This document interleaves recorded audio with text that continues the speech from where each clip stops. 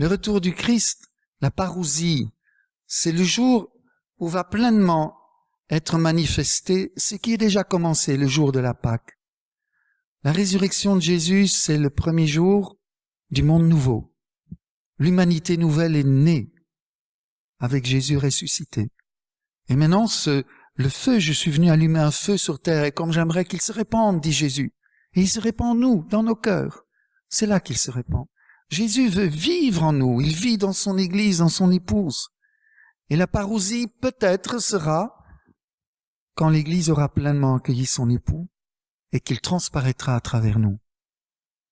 Alors bien sûr, l'Apocalypse et la lettre aux Thessaloniciens parlent d'une venue de Jésus. C'est une venue de Jésus. Mais il n'a pas besoin de venir d'un autre lieu. Comment voulez-vous parler de ça? Dieu n'est pas dans le temps et de l'espace, et en même temps, il est dedans.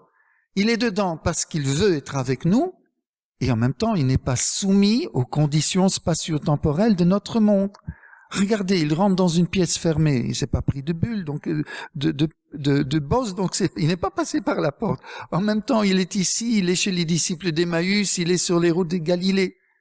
Donc on sent bien que ce corps ressuscité n'obéit pas à la physique de la matière de notre pauvre monde spatio-temporel ici. Donc il y a un autre monde imbriqué dans le nôtre, mais ça a toujours été ainsi. Nous voyons que la face émergée de notre pauvre monde matériel.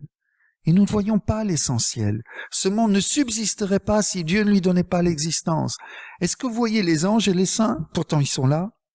Mais bien sûr, ils sont pas dans un lieu lointain là-bas qu'avec un télescope, comme disait le Gargarine. Je n'ai pas vu le mon Dieu dans mon Spoutnik, là. Ben, fort heureusement, quoi.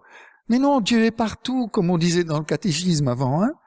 Dieu est forcément, si Dieu ne portait pas tout, s'il ne pénétrait pas toutes les choses de sa puissance créatrice, rien n'existerait. Nous participons à son être, à sa beauté, à sa bonté. Mais nous ne le voyons pas parce que le péché nous a aveuglés. C'est ça notre drame. Mais le Christ ressuscité a inauguré ce monde nouveau. Et maintenant à nous de laisser prendre de l'ampleur, que l'Esprit Saint nous envahisse, que la lumière de l'Esprit de plus en plus envahisse notre monde. Et un jour viendra où il manifestera pleinement sa venue, la parousie, sa victoire. Comment? C'est le secret de Jésus, il le dit lui-même, pas même le Fils. Seul le Père le sait quand il enverra son Fils. Mais nous savons qu'il vient accomplir ce qui est commencé. C'est ça que je veux simplement insister. Ne croyons pas que c'est quelque chose de tout à fait autre. Non, non. C'est commencé. Le déjà là de la résurrection, le pas encore de la parousie. Nous sommes dans ce cheminement. Et tout ce que nous faisons de bien hâte sa venue. Tout ce que nous faisons de mal le retarde. Donc nous avons qu'une chose à faire, c'est de nous sanctifier pour hâter la venue de Jésus parmi nous.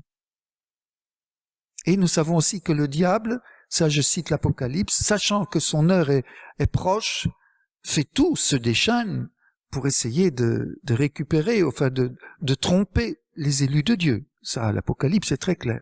Admirable livre, l'Apocalypse, où nous voyons en même temps ce combat ici entre les lumières et les ténèbres dans notre monde, et où de temps en temps nous montons jusqu'à la liturgie céleste. Ce qui nous signifie bien que cette liturgie est commencée, la victoire de l'agneau, elle se célèbre, et chaque Eucharistie nous rend participants de cette célébration éternelle. Dans chaque Eucharistie, nous pourrions dire, c'est l'éternité qui descend dans le temps, nous qui remontons là-haut, et qui reprenons nos forces pour continuer ce chemin, ce combat ici-bas, mais que nous ne vivons pas seuls. Les anges sont avec nous, les saints sont avec nous. Nous ne pouvons pas l'oublier, tout ça. Qu'il y a un combat, que nous ne sommes pas seuls et que Jésus a la victoire. Et que rien ne se perd de nos efforts, même si nous ne le voyons pas.